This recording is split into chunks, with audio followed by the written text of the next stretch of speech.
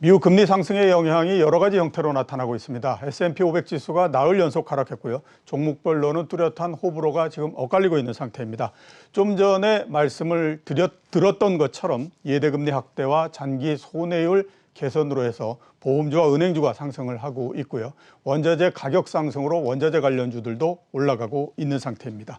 그래서 오늘은 금리를 중심으로 시장을 한번 분석을 해보도록 하겠습니다. 이상재 유진투자증권 이코노미스트 이진우 GFM 투자연구소 소장 나오셨습니다. 안녕하십니까? 안녕하십니까? 자, 먼저 미국 시장서부터 좀 여쭤보도록 하겠습니다. 나스닥 지수가 3일 연속 하락했고요. 금요일 날은 겨우겨우 플러스를 만들어 놓은 상태입니다. S&P 500 지수는 4일 하락을 했습니다. 강세장에서 4일 연속 주가가 하락한다라고 하는 경우는 그렇게 흔히 나오는 경우는 아닙니다. 그러니까 이게 미국 시장도 조금은 아무튼 걸리고 있는 것 같다라는 생각이 좀 많이 들거든요. 우선 이사님께 한번 여쭤보도록 하겠습니다. 미국 시장에 대해서 어떻게 판단하십니까?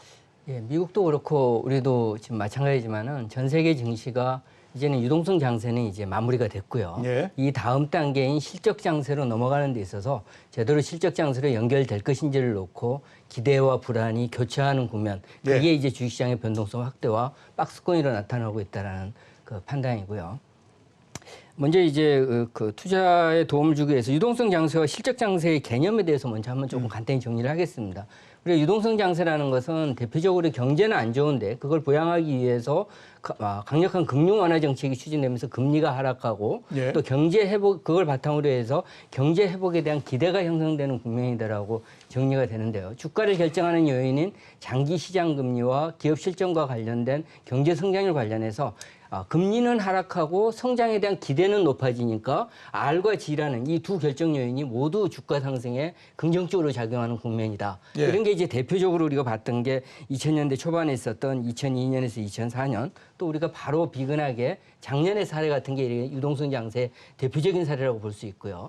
반면에 이제 실적 장세라는 것은 이제 경제가 어느 정도 개선에 대한 기대가 좀 실현이 되면서 추가 금융 완화에 대한 것은 나타나지 않지만 기존의 강한 금융 완화 정책이 높은 수준에서 그대로 유지되는 상태에서 경제 회복이 가셔야되는 국면입니다. 그러니까 이렇게 되면은 장기 시장 금리는 조금씩 상승하는 가운데서 경제 성장률에 대한 기대가 높아지니까 금리 상승보다는 기업 이익과 관련된 이 경제 성장 기대가 더 높게 나타나면서 주가 상승이 이루어지는 국면이다. 이렇게 이제 정리를 할 수 있고요.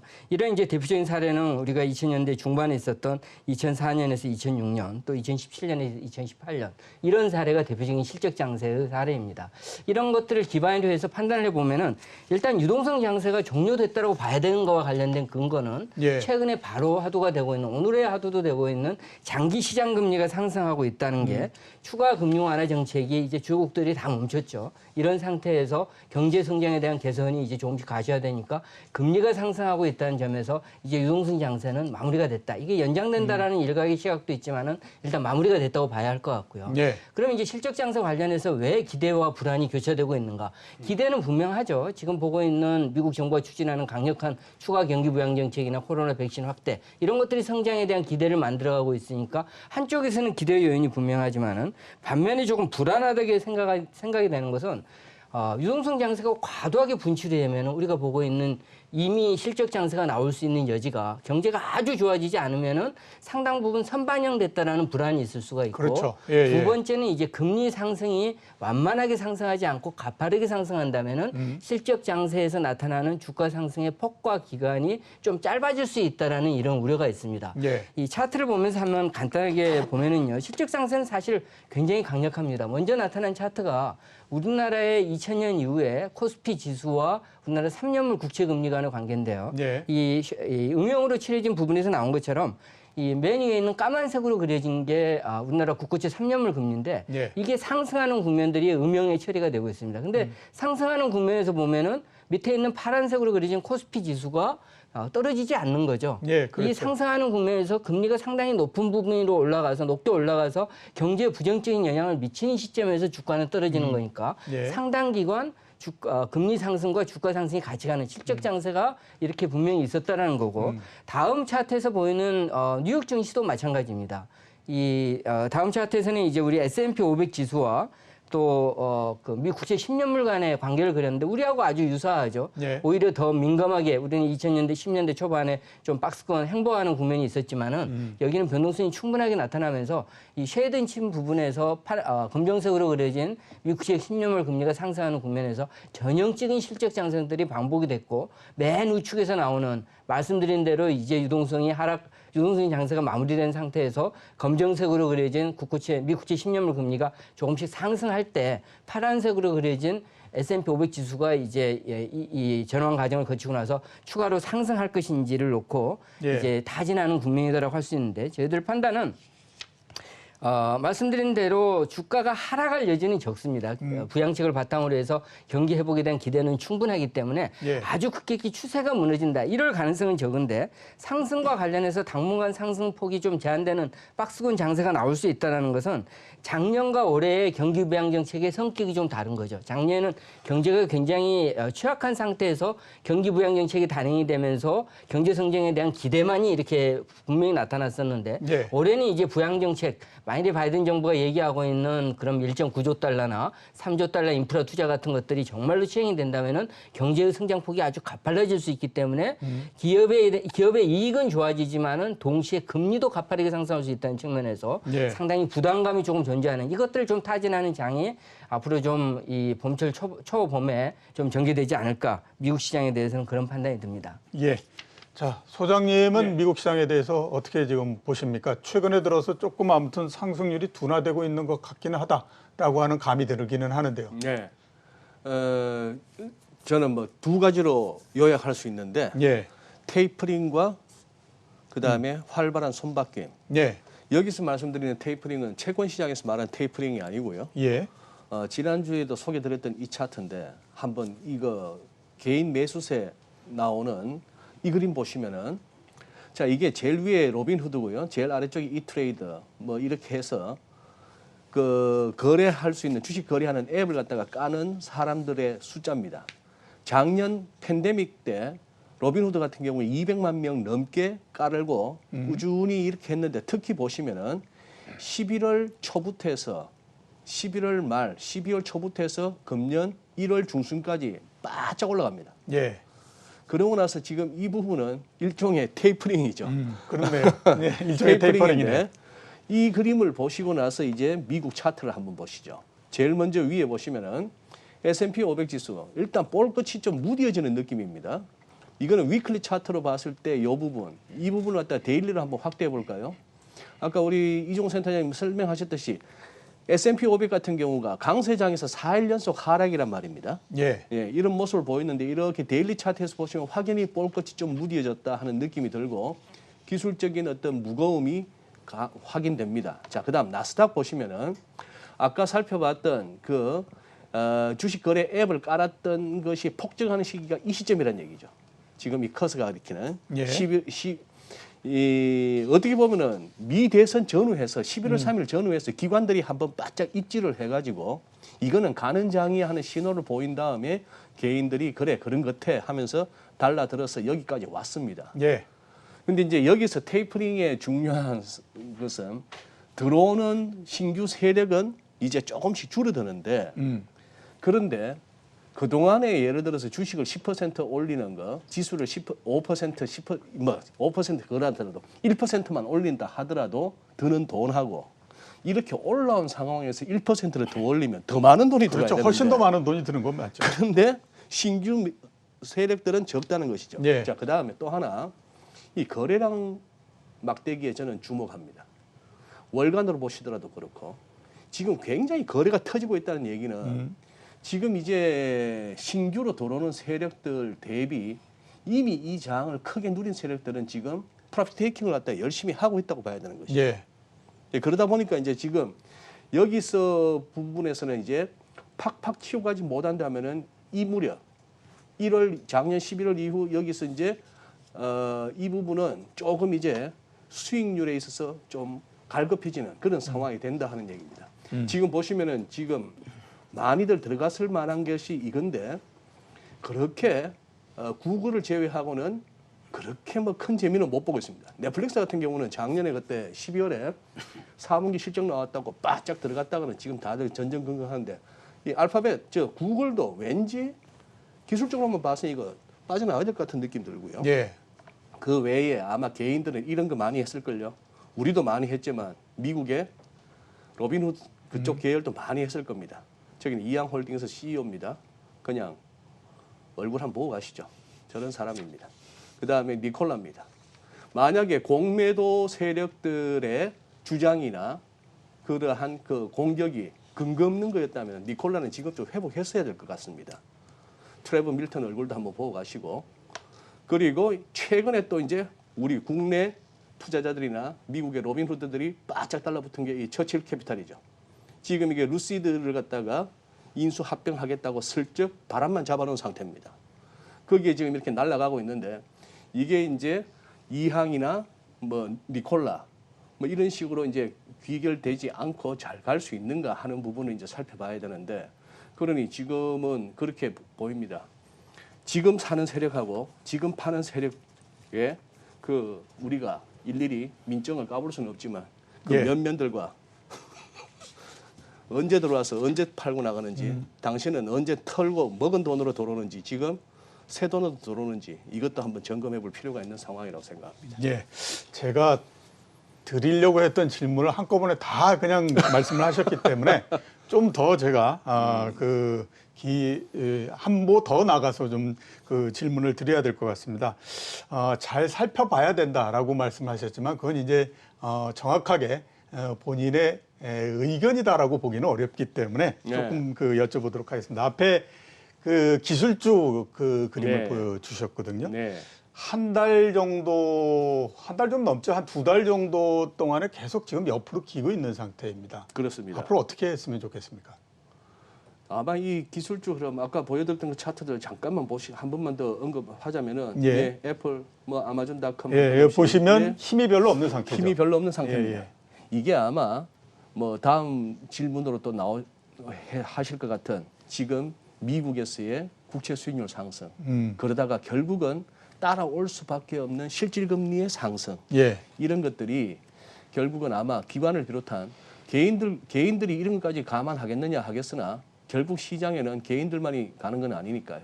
이 밸류에이션 부분에 있어서 결국 미래 현금 흐름을 갖다가 할인하는 이 분모가 자꾸 커진다는 것에서 밸류에이션 부담을 지금은 금리 상승이 경기가 좋아서 나오는 금리 상승이야라고 보기에는 그동안 기술주 성장주들이 이 낮은 금리와 제로금리 그리고 많은 유동성에 힘입었던 것이기 때문에 유동성은 그대로라 하더라도 유동성 자체는 약간의 테이퍼링 기운이 있는 가운데 이 할인율이 자꾸 올라가니까 예. 그래서 좀 힘을 잃게 되는 경우라고 생각합니다. 일단 주가 자체가 상당히 높으니까 네. 지금에서 추가적으로 들어가는 거는 좀 굉장히 자제를 해야 되고 일정하게 어느 정도 미국의 기술주라고 하더라도 조금씩은 좀 줄이는 게 낫지 않겠나라는 생각이 좀 들기는 합니다.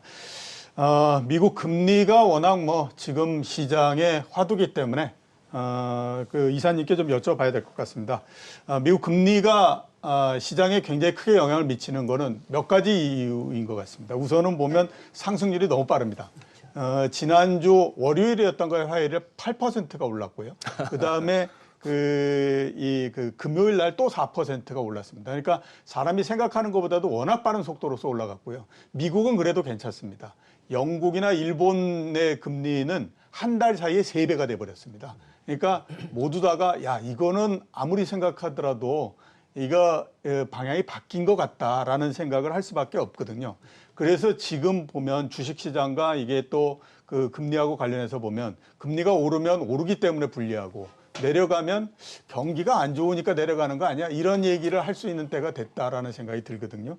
자, 미국 금리에 대해서는 어떻게 지금 판단하고 계십니까? 예, 지금 이제 상승 추세로 돌아선 것은 분명한 거죠. 네. 추가 금융 완화도 없고 동시에 이제 경제 성장이 개선된다라는 기대는 분명히 전개되고 있으니까 예. 금리의 하락 추세는 끝났다. 이제는 예. 상승이 그 레벨이 폭이 어느 정도까지 갈 거고 속도가 어떻게 될 것이냐가 관건이다라는 그런 국면인 건 분명한데요. 제 생각에는 상반기까지는 금리가 상승하겠지만은 아주 가파르게 지금의 최근에 나타난 상승세가 계속 이어질 가능성은 좀 적고 제가 네. 더 주목하는 것은 금리의 상승 폭이 이 상반기 어느 정도 상승하고 나서 하반기에 상승이 멈춰질 것인지 아니면은 하반기에도 미국시 10년물이 계속해서 상승할 것인지 구체적으로는 상반기에는 지금 한 1.3% 정도 하고 있는 미국시 10년물 금리가 뭐 1.5를 하회하는 상태에서 1.4% 정도까지 해서 이제는 상승이 조금씩 진정되는 모습을 보이다가 하반기에 1.5 내에서 계속 유지가 될 것인지 아니면 2%를 향해서 올라갈 것인지가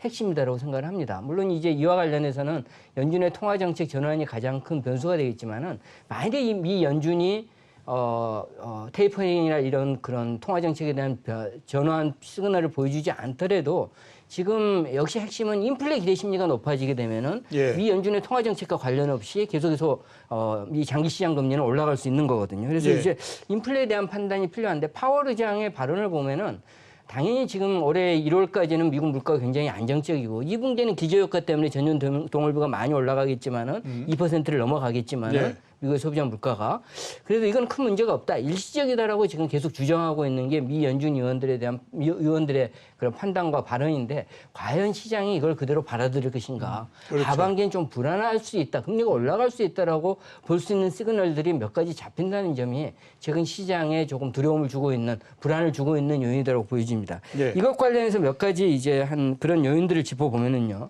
이 준비된 차트를 보시면은 먼저 이제 미국의 소비자 물가와 근원 소비자 물가에 대한 그림입니다. 1월 달에 보면은 미국의 소비자 물가나 근원 소비자 물가 모두 전년 동월비 1.4%니까 예. 미 연준이 지금 2%를 넘는 것도 용인하겠다 그랬는데 그보다 한참 밑에 밑에 있으니까 있죠. 전혀 지금 당장의 물가 불안의 모습은 없다라고 할 수 있는데 문제는 이제 다음 차트를 보시면은 미국의 이 근원 상품 물가와 근원 서비스 물가의 그림을 그린 겁니다. 예. 왜 지금 연초에 이렇게 물가가 낮게 나오는가? 이거는 즉 다시 말해서 상품 물가는 올라갔지만은 근원 서비스 물가, 근원 소비자 물가라고 나왔는데 이건 좀 잘못된 거고요. 근원 서비스 물가가 지금 이 검정색으로 그려진 게 낮게 가고 있는 게 지금 물가 안정의 주요한 요인인 거죠. 근데 예. 저희들이 지금 보고 있는 것처럼 백신이 나오고 지금 시장이 기대하는 것처럼 경제가 좋아진다면은 하반기에 우리가 예상할 수 있는 것은 상품 물가 상승에다가 그동안 물가를 안정시켰던 서비스 물가도 올라가게 되니까 예. 과연 연준이 판단처럼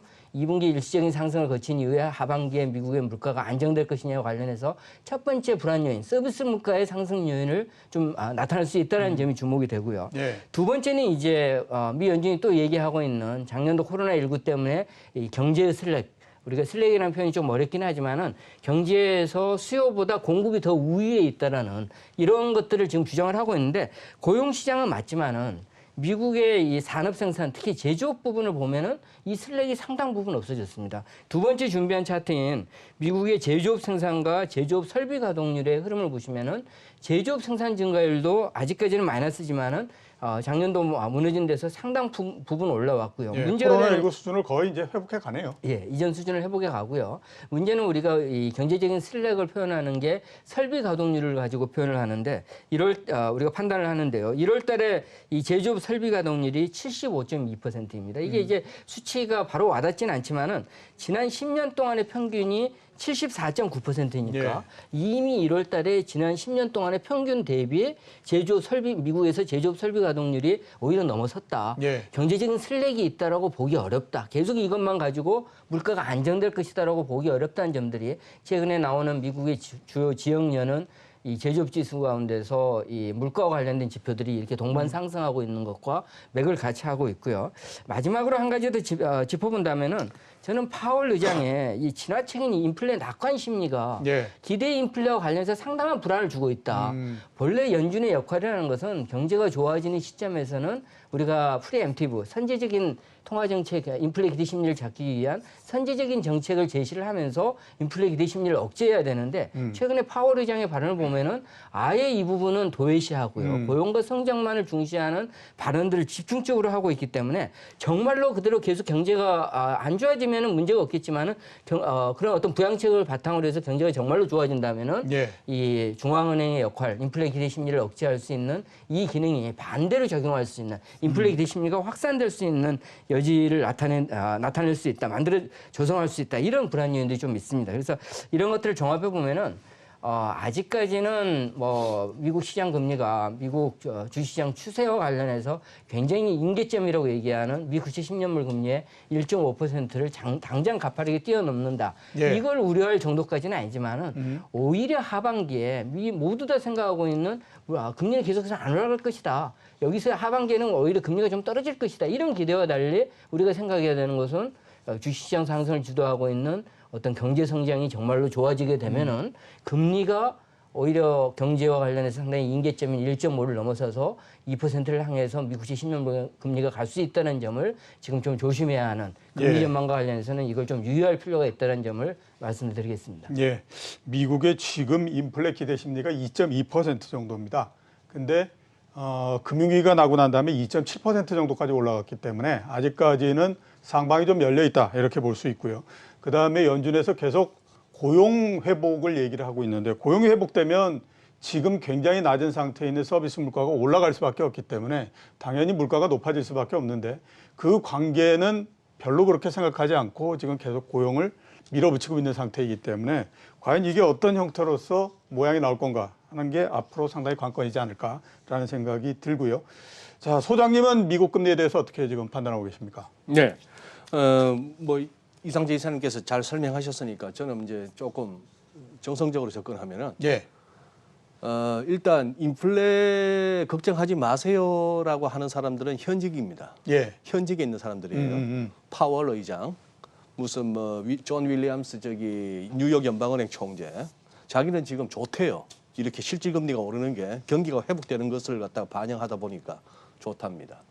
그리고 제니 옐런 재무장관. 아마 인사권자의 그 하고자 하는 바에 반하는 소리 했다고는 안 되겠죠. 예. 지금 이런 식으로 막 재정을 펑펑 써가지고 해야 되겠습니까? 이거 금리도 막 오르는데 했다가는 그 좋은 자리에 오래 있기가 힘들겠죠. 그러면은 지금 아주 신랄하게 지금 인플레이션에 대한 경고음을 내는 사람들은 현직에서 좀 떨어져 있거나 조금 발언에 있어서 자유로운 사람들입니다. 대표적인 게 레리 서머스죠. 그렇죠. 그 다음에 윌리엄 더들리 전 뉴욕 연방은행 총재. 자기가 뉴욕 연방은행 총재 할 때는 그렇게 돈 푸는데 적극적이었고 했지만 이제 와 보니까 심지어 그런 얘기까지 합니다. 연준 너무 믿지 마라까지 합니다. 친정을 보고 저 뒤통수 자주 때리는 데기 때문에 너무 믿지 마세요 이런 소리 합니다. 그리고 시장에 이른바 내공 있는 선수들. 지금은 또 제로 해치 들어가 보시면은 마이클 버리 그 빅숏의 주인공이 어마무시한 얘기를 합니다. 거의 1차 대전 이후 바이마르 공화국급의 하이퍼 인플레이션이 올 수도 있다. 이런 식이란 얘기죠. 그러니 어느 쪽 말을 들을 것인가는 몸담고 있는 그 현 상황을 딱 감안하시고 이 그래프 하나 보시죠. 세인트루이스 연방은행에 들어가서 가져온 그래프입니다만 브레이크 이븐 인플레이션 레이트입니다. 인플레이션 기대치, 시장에서 생각하는 기대치죠. 그 전에 다음 슬라이드 보시면은 결국 미국채 10년물 수익률 지금 1.3%를 저항선이라고 생각했는데 넘어서니까 놀란 거고 속도가 빨라서 놀라고 있는 겁니다. 여기서 실질금리라고 할 수 있는 미국의 10년 물가 연동 국채 이걸 갖다가 뺀 차이가 결국 우리는 시장의 기대 인플레이션이라고 보고 있는데 이거 사실 금융위기 이전만 하더라도 뭐 2.5 라운드에서 이렇게 돌고 있습니다. 이거 그렇다면은 지금 이 추세를 갖다가 예사롭게 봐서는 안 된다는 것이죠. 예. 네. 그리고 지금 그렇게 오르고 있는 거에 대해서 이제 과연 이것이 경기 회복을 갖다가 반영한기 때문이냐라기보다는 자 이거 잠깐만 한번 보고 가시죠. 제일 위에 게 2019년 재작년 2월 이맘때의 일드 커브입니다. 예. 수익률 곡선입니다. 그때만 하더라도 만기 1개월짜리도 2.5% 이랬던 상황이에요. 예. 그런데 지금은 작년에 이만큼 내려오다가 심지어 초단기보다 중기가 오히려 더 내려오는 장단기 금리 역전 막 한참 걱정했던 게 작년 아닙니까? 그러다 지금 현재 2월에 이렇게 굉장히 단기 대비 장기가 올라가는 스티프닝 예. 굉장히 급해지고 있습니다. 이렇게 하면은 고작 할 수 있는 게 아마 연준으로서는 파월 의장 이번 주 수목 나와가지고 장기 국채 매입을 좀 늘릴까요 정도밖에는 못할 것 같습니다. 예. 그래서 저 위 오른쪽으로 올라가는 금리를 좀 끌어안겠다 하는 얘기고 한 말씀만 더 추가할게요. 가슴이 미어진다는 둥 파월 의장의 하트 브레이킹 이 코로나 시국에 없는 사람들이 더 힘들어하는 거에 가슴이 미어진다 그러고 있고 어쨌거나 완전 고용을 달성하기 위해서 우리가 최선을 다하겠다 그러고 옐런은 재무장관이나 옛날 파월 연준 의장 할 때나 고압 경제 어쩌고 하는데 일자리 자기들이 만드는 거 아니거든요. 그리고 자신 있으면 행동을 하시지 그렇게 자꾸 말로 때우려고 하는 거는 그만큼 무기고에 별로 남아 있는 게 없기 때문입니다. 예. 네. 글쎄 장기 국채 매입 이번 주에 뭐 얘기를 할 수는 있을 것 같은데 제가 그런다고 봤을 해서 때는 본질이 달라지는 건 예, 아니거든요. 그리고 논리적으로는 좀 안 맞다라고 봐야 되죠. 왜냐하면 올해 성장률이 4%를 넘을 거라고 예상하고 그다음에 자산 가격이 사상 최고치를 기록을 하고 있는데 그나마 1.3% 정도밖에 안 올라간 국채 금리를 떨어뜨리기 위해서 중앙은행이 그거를 산다. 이거는 조금 좀 제가 봤을 때는 논리적으로 좀 안 맞는 얘기가 아닌가라는 네. 생각이 좀 들긴 합니다. 자, 금리는 요 정도 하고요. 또 하나 좀 여쭤보도록 하겠습니다. 미국의 경기 부양 대책인데 빠르면 이번 주 내에 아마 통과가 되지 않을까라는 생각이 듭니다. 그러면 그거에 대해서 시장이 어떻게 판단할 것인가 하는 거에 대해서 한번 여쭤보도록 하겠는데요. 물론 좋게 보면 이제 경기 부양책이 시작됐고 경기가 좋아지기 때문에 주가가 올라간다. 이런 이제 판단을 할 수도 있고 또 한쪽에서는 드디어 오랜 시간 동안에 왔었던 재료가 가시화돼 버렸기 때문에 이제 더 이상 뭐 큰 재료는 없다. 그러니까 주식시장은 일시적으로 후퇴 이럴 수도 있는 것 같은데 어느 쪽이 될 거라고 보십니까, 이사님? 예, 그 부양정책 추진하는 것은 이미 지금 기정사실화돼 있죠. 그렇죠. 지금 예, 상황을 다 차지했으니까 다만 조금 문제가 되는 것은 이번 1.9조 달러 경기 부양책의 이제 연방 최저금 임금을 15달러로 인상하는 법안이 지금 들어가 있는데 예. 이게 상원에서 일부 민주당 의원들이 조금 거부감을 보여주고 있으니까 지금 50대 50 간발의 상황이니까 한 사람이라도 반발이 나오면은 조금 어려울 수 있다라는 그런 것들은 좀 있긴 하지만은 그럼에도 불구하고 이제 1.9조 달러의 부양 정책이 이렇게 추진된다라는 것은 분명한 것 같습니다.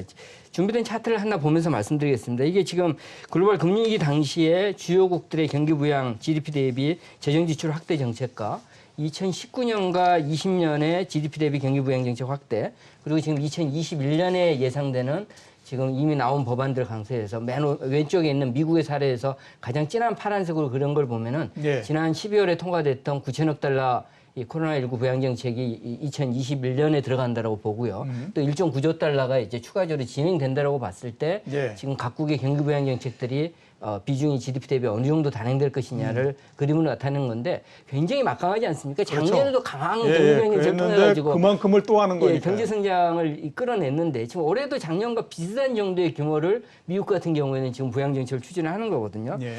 상당 부분 뭐 추가 부양 정책과 관련해서 또 지금 바이든은 이거 외에 지금 3조 달러 인프라 투자 법안을 추진하겠다라고 하니까 예.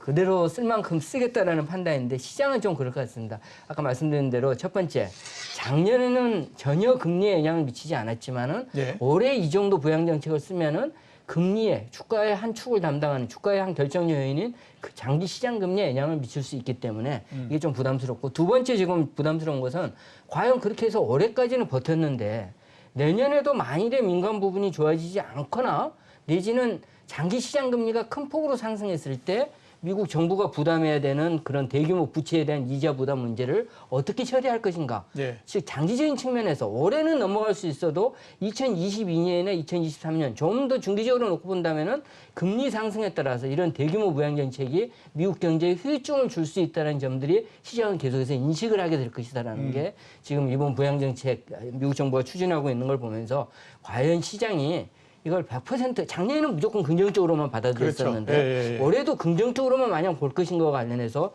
조금 점검해야 할 요인들이 있다 하는 점을 말씀드리겠습니다. 예. 소장님은 어떻게 보십니까? 긍정적으로 받아들일까요? 아니면 이제 재료 사라졌구나 이렇게 받아들일까요?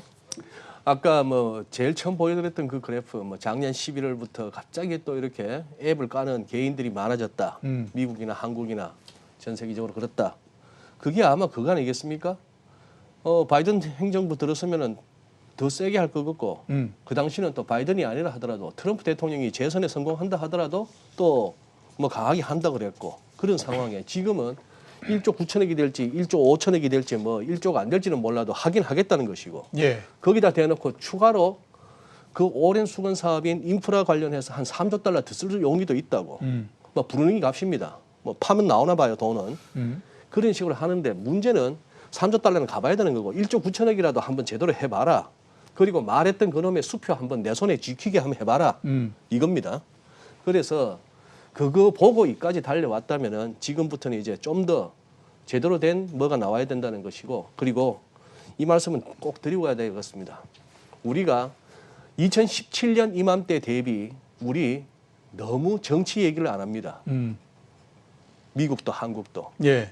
경제는 정치와 아주 긴밀하게 엮여서 가는데 아무도 서로 언급하려고 하지 않습니다. 미국 의회 의사당의 주변에 DC가 철조망과 뭐 철책으로 아직도 쌓여 있고 군인들이 그렇게 득실득실한 가운데에 이맘때 같으면은 각 행정부 관료들의 성향, 그들의 과거 발언 뭐 이런 것들을 분석하기 바쁜데 그런 것도 없고요. 뭐 미국 정상과 뭐 다른 나라 정상회담 얘기도 안 들리고요.